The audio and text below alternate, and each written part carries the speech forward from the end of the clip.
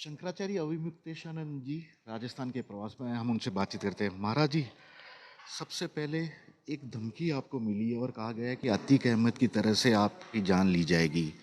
कौन थे ये लोग, क्या चाहते हैं? देखिए, ये तो जांच का विषय है कि कौन थे ये लोग, लेकिन जो अनुमान होता है वो ये होता है कि ये व्यक्ति किसी ऐसी संस्था संगठन का सदस्य है जिसमें एक तो लाखों लोग हैं, क्योंकि अपनी बातचीत में कहता है कि मेरे जैसे लाखों हैं, और दूसरे उसके मन में हमारे लिए नफरत है, बड़ी गहरी नफरत है। ये जिस संस्था में इस समय हमारे प्रति नफरत की भावना होगी, उसी संस्था का ये सदस्य है। जरूर उस संस्था में हमारे विरुद्ध निरंतर बातचीत चलती रहती होगी, जिसको सुन सुन करके इस व्यक्ति के मन में इतनी नफरत भरी हुई है। और उसको हमसे क्या समस्या है, तो बातचीत में जो उसके द्वारा कहा गया है उससे पता चलता है कि अगर तुम गविष्ठी यात्रा में, जो कि उत्तर प्रदेश में 3 मई से 23 जुलाई तक प्रस्तावित है, गौ माता की रक्षा के लिए हमारी यात्रा, उस यात्रा के बारे में वो कह रहा है कि अगर इस यात्रा में तुम निकले तो इसी यात्रा में तुमको अतीक अहमद की तरह मार दिया जाएगा। अतीक अहमद की तरह मारने का मतलब है, अतीक अहमद पुलिस के संरक्षण में था, फिर भी उसको मार दिया गया था, पब्लिक प्लेस में मार दिया गया था। तो उसका ये कहना है कि पुलिस भी तुमको बचाएगी तो भी तुम बचोगे नहीं, तुमको मार दिया जाएगा, खेल खत्म कर दिया जाएगा। लेकिन इसका मतलब है कि ये व्यक्ति ऐसी किसी संस्था का सदस्य है जिसमें गौ माता की रक्षा के बारे में विरुद्ध विचार है। क्योंकि हम तो गौ माता की रक्षा के लिए कह रहे हैं, तो जो लोग गौ माता की रक्षा चाहते हैं वो तो पसंद कर रहे हैं कि चलो कम से कम कोई तो है हमारे बीच में जो इस बात को उठा रहा है। जो लोग गौ माता की रक्षा नहीं करके उनकी हत्या करके आगे बढ़ना चाहते हैं, कमाई जारी रखना चाहते हैं, जरूर उन्हीं में से कोई एक है। संत महात्मा बहुत सालों से ये मांग करते आए हैं कि यदि देश में हिंदुत्व या सनातनी सरकार आएगी तो गाय को गौ माता का दर्जा दिया जाएगा।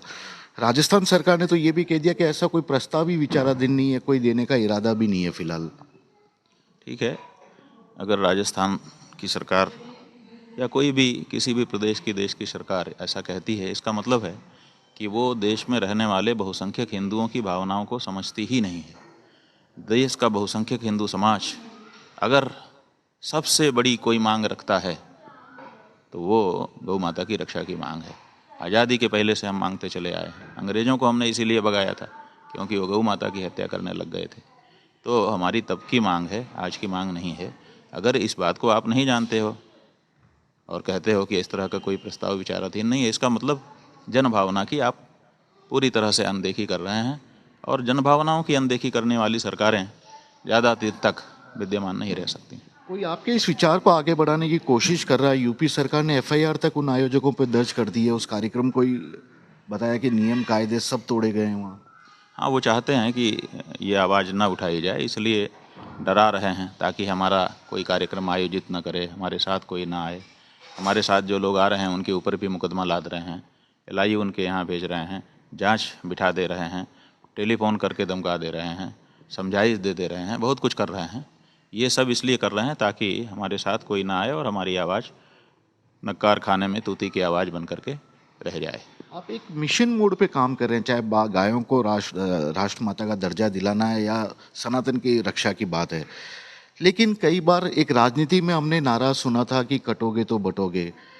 क्या आपको लगता है कि धर्माचार्यों को भी अब अलग थलग करने की कुछ षड्यंत्र साजिश इस तरह से हो रही है देश में? क्योंकि आप कई जिन मुद्दों को उठाते हैं 10 लोग उसी का विरोध करने सामने आ जाते हैं, वो भी। नहीं, उसमें ऐसा है कि जो उनके अनुसार का है उसको वो संगठित रखना चाहते हैं। जो सच बोले वो उनको पसंद नहीं है। वो चाहते हैं कि हमारे अनुसार का करने वाला सब इकट्ठा रहे ताकि हमको थोक में वोट मिले और हम लगातार राज करें, और जो कोई सच कहना चाहे उसके मुंह को बंद करा दें ताकत से। ये उनकी अब स्ट्रेटेजी है, एकदम साफ है।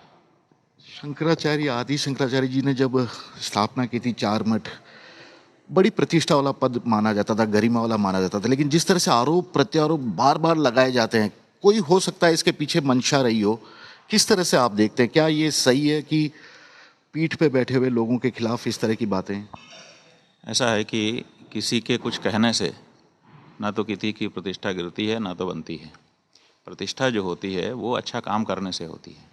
तो अगर शंकराचार्य पीठों के द्वारा सनातन धर्म के लिए दृढ़ कार्य, सुदृढ़ कार्यक्रम चलाया जाएगा, कार्य किया जाएगा, तो सनातनी जनता के मन में उनके प्रति प्रतिष्ठा बढ़ेगी।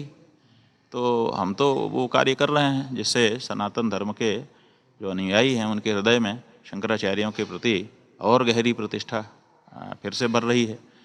अब जो लोग छद्म हिंदू हैं, नकली हिंदू हैं, जो लोग हिंदू का चोला ओढ़े हैं, असल में हिंदू नहीं हैं, उनको तो बाधा इससे पहुंचेगी ही, और उन्हीं को तो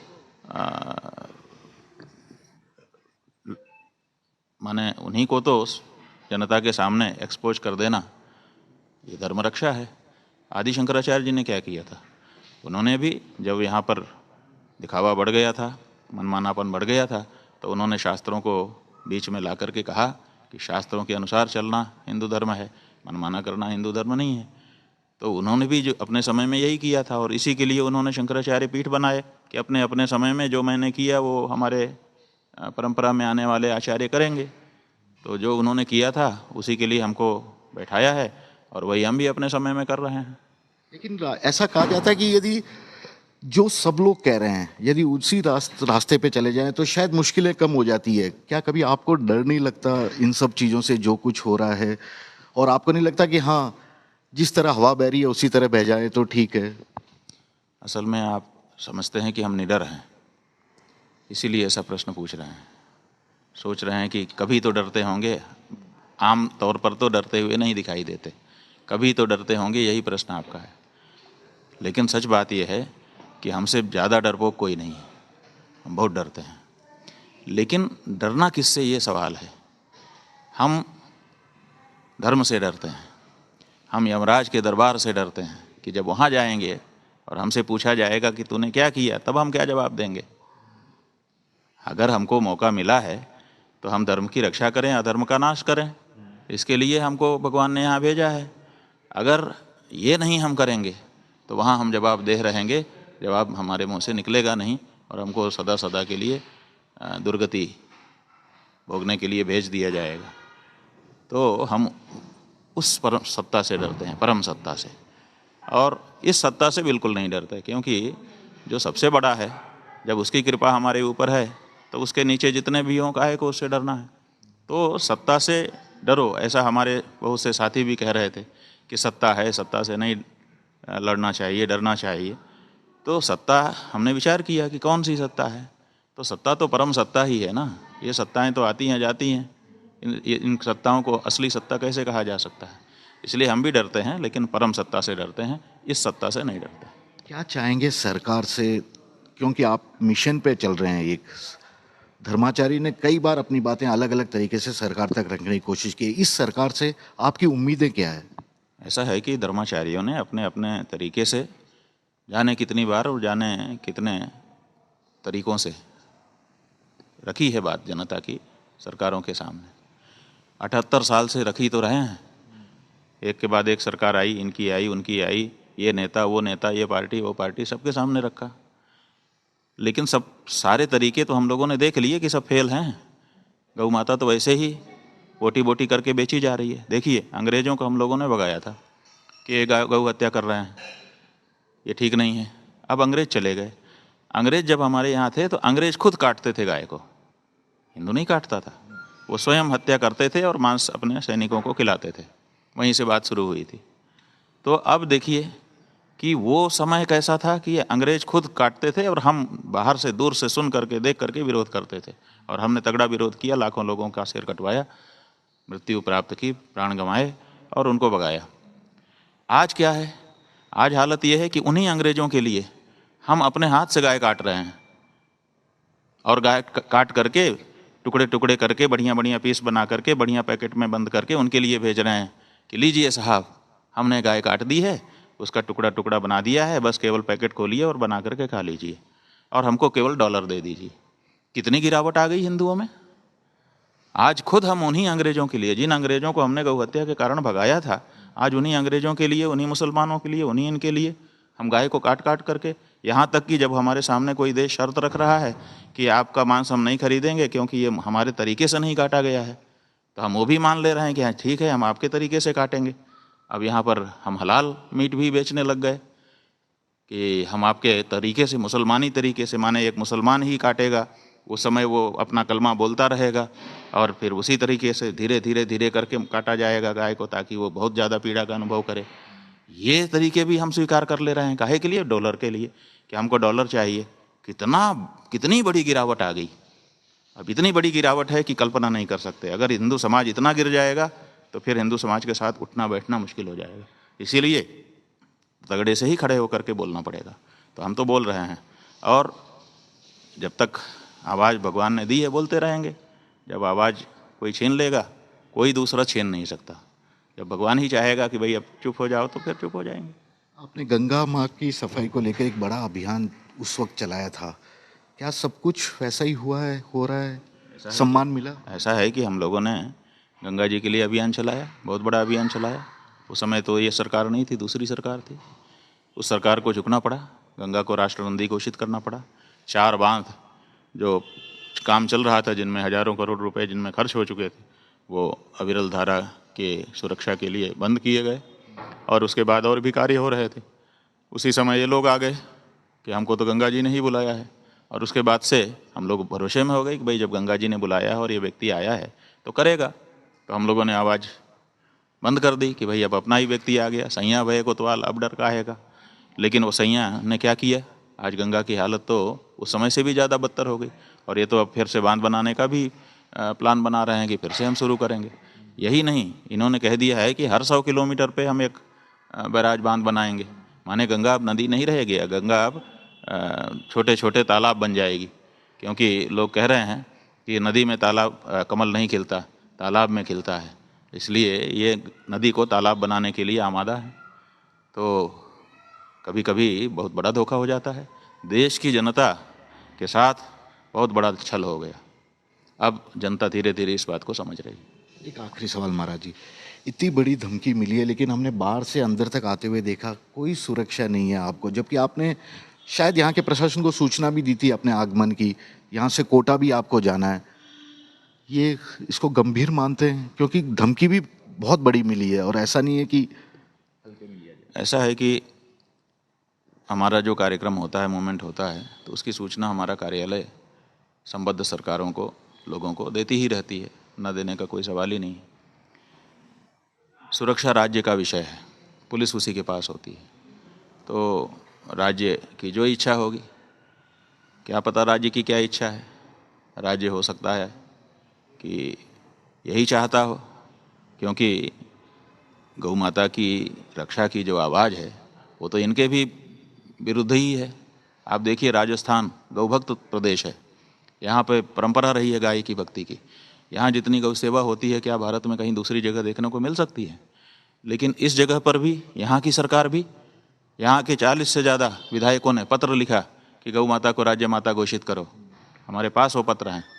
लेकिन उसके बाद भी यहाँ की सरकार कहाँ कह रही है। अभी जब बाल मुकुंद जी ने सदन में खड़े होकर के कहा, तो यही तो कह दिया उन्होंने जो आपने कहा कि हमारे पास ऐसा कोई प्रस्ताव विचाराधीन है ही नहीं।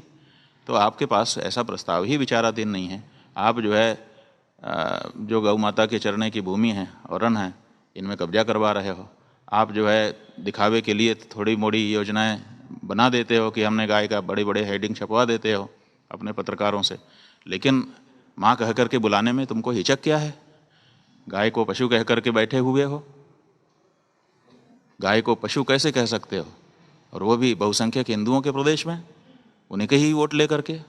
सबसे बड़ी बात यह है हिंदुओं को सोचने की है कि हमारा ही वोट ले करके, हमारी ही माँ को बोटी बोटी काट करके बेचने वाला हमको कैसे स्वीकार है, हम कैसे ये सह पा रहे हैं।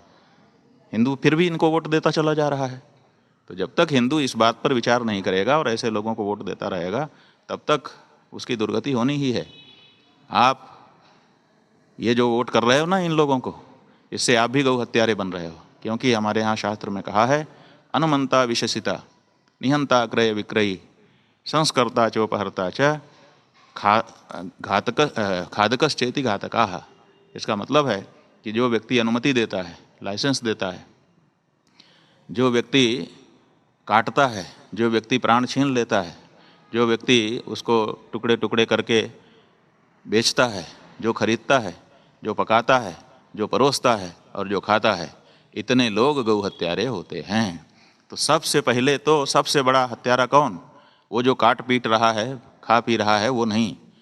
उससे भी बड़ा हत्यारा है अनुमंता, इसलिए सबसे पहले उसका नाम लिखा है। अनुमंता मतलब लाइसेंस देने वाला। अगर लाइसेंस ही नहीं मिलेगा तो बाकी सब चीज़ें रुक जाएंगी। लाइसेंस देने वाला, इसीलिए तो हमने कसाई कहा। आदित्यनाथ जी को हमने कहा कसाई, तो अब बड़ा वो मच रहा है। भाई सवाल ये है कि लाइसेंस तो वही देते हैं, तो उन्हीं का तो नेतृत्व है। तो लाइसेंस देने से ही बाकी सारे कार्य हो रहे हैं। ये लाइसेंस आप किस आधार पर दे रहे हो? क्यों दे रहे हो? पशु काटना ये ठीक तो है नहीं। तो आप जो है गौ माता को पशु कहो और पशु कहने के बाद उनको काट पीट करके बेचो, डॉलर कमाओ। ये हिंदू जनता को स्वीकार नहीं होना चाहिए। जो हिंदू जनता इसको स्वीकार कर रही है, इसका मतलब है कि वो अब हिंदुत्व से बहुत दूर जा चुकी है अंदर से। ऊपर से भले वो अपने को समझती हो कि हम हिंदू हैं, लेकिन वो अब हिंदू नहीं रही। क्यों? क्योंकि सहन नहीं होना चाहिए। हमारे यहाँ एक शब्द है अमर्ष। ये अमर्ष होना चाहिए हिंदुओं में कि उनके सामने अगर कुछ गलत हो रहा हो तो वो सह ना सके। और कभी हमारा देश ऐसा था कि गिद्ध भी देखा कि एक अबला को हर करके ले जाया जा रहा है, वो भी चुप नहीं बैठ सका। क्या देश था और क्या देश हो गया कि यहाँ गाय काट काट करके बेची जा रही है, फिर भी हम उन्हीं लोगों को वोट देते चले जा रहे हैं। तो हिंदुओं को इस बारे में विचार करना पड़ेगा। सुरक्षा वाली बात रहेगी कि आप अतिरिक्त ऐसा है कि सुरक्षा के बारे में यह है कि स्टेट का ये कर्तव्य है कि वो अपने नागरिकों की सुरक्षा करे। तो अगर वो करना चाहे तो करे, न करना चाहे तो हम क्या करेंगे? आप नहीं मांगेंगे? हम कोई सुरक्षा नहीं मांग रहे हैं।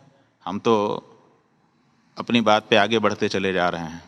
इसको धर्म युद्ध समझ करके आगे बढ़ रहे हैं। जो व्यक्तिगत रूप से हमारे परिकरों के माध्यम से जितनी सुरक्षा की सतर्कता हो सकती है, वो हम लोग रख रहे हैं। परंपरा भी ऐसी बनी हुई है। लेकिन इसके अलावा अगर कोई आकर के मारता ही है तो ये तो दोष सारा स्टेट का है, हमारा नहीं है। इसलिए स्टेट को इस बारे में सोचना है। अगर वो यही चाहते हैं कि इनको मार दिया जाए तो मार ही देंगे, कोई ना कोई तरीका लगा करके। क्यों चाहेगा स्टेट ऐसा? इसीलिए क्यों चाहेगा? क्यों हमको मार रहा था? क्यों बटुकों की चोटी पकड़ के उठा के पटक रहा था? क्यों 84 साल के बुजुर्ग को जूते से रौंद रही थी पुलिस? उसका तो जवाब आपने आज तक खोजा नहीं। आखिर उसके पीछे क्या कारण था? वो छोटा सा बच्चा, वो 84 साल का बुजुर्ग क्या कर लेता? जब उसको पीट रहे हो आप, तो किस लिए पीट रहे हो? इसीलिए कि भाई ये आवाज़ बंद करो, ये गौ माता की रक्षा की आवाज़ बंद करो, क्योंकि अब हम इससे चंदा लेने लग गए हैं, अपनी राजनीति चमकाने लग गए हैं, हमारा घाटा हो जाएगा। तो ये जो राजनीति है, गौ हत्यारों की समर्थक राजनीति, गौ हत्या से प्राप्त पैसे से काम करने वाली राजनीति, ये राजनीति कुछ भी करवा सकती है। आप क्या समझते हो? अभी कल जब हम जयपुर आए आपके, तो यहाँ पे हमारे गौ माता के लिए काम करने वाले लड़के आए थे और उन्होंने कहा कि हमारी हालत ये है कि हम गाय का ट्रक पकड़ते हैं तो पुलिस हमारे ऊपर मुकदमा करती है और उनको जाने देती है। ये क्यों हो रहा है?